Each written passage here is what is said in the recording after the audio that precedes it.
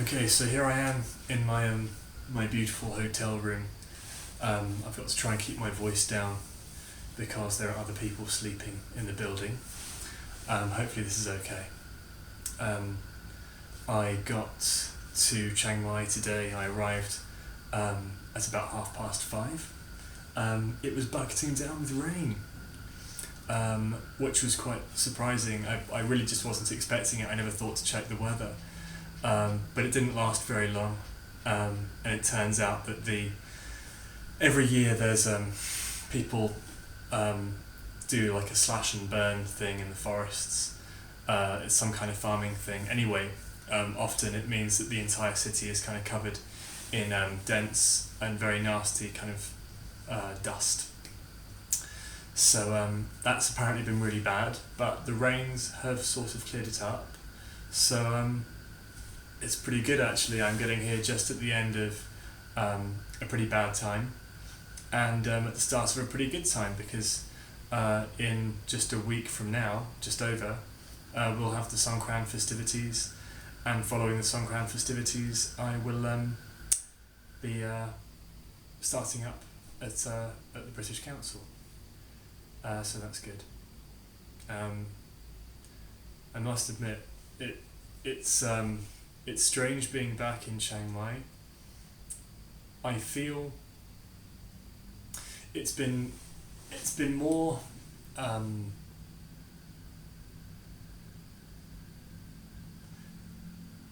it's a much stronger feeling coming back to Chiang Mai than it was going back to Bangkok, I think.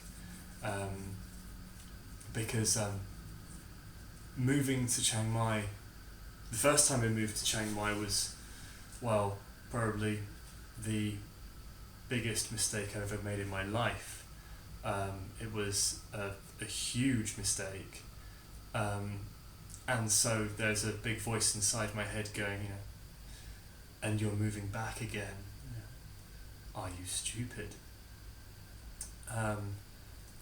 So there is kind of, I have mixed feelings because things went very badly last time.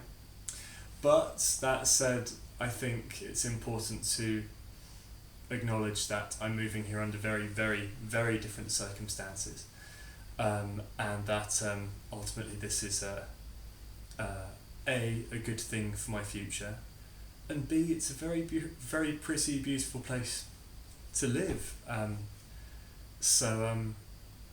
That's why I moved here in the first place. So all those years ago, 5 years ago now. So 5 years. So I think it'll be good. I think this time, second time lucky. I've got a lot to look forward to, and so I shall try and stay positive about the whole thing. I don't think there's any reason not to be positive about the whole thing.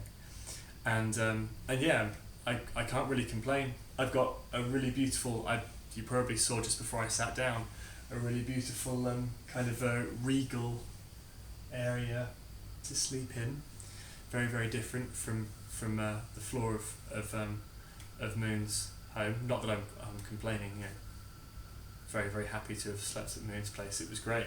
It was lots of fun living with Moon. But this is really really posh. So I like it. And I met up with a few friends today. I saw Blake and I saw my friend Robin.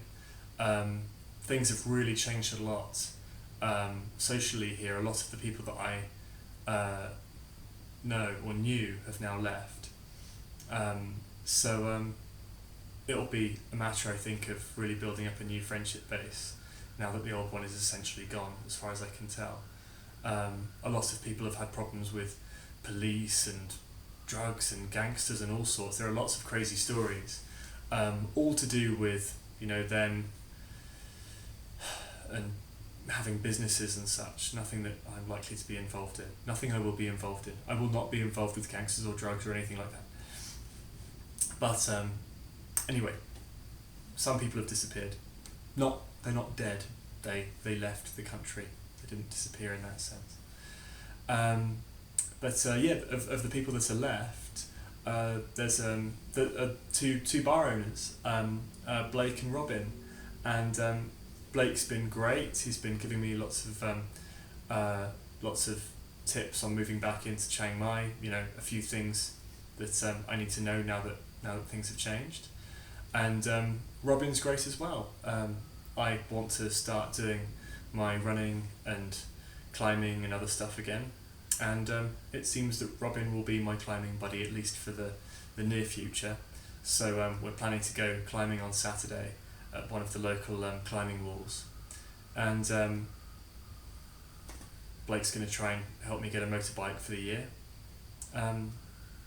So yeah, I feel that ultimately, even though it's very, very quiet, you know, I've still got two old friends and they're looking after me.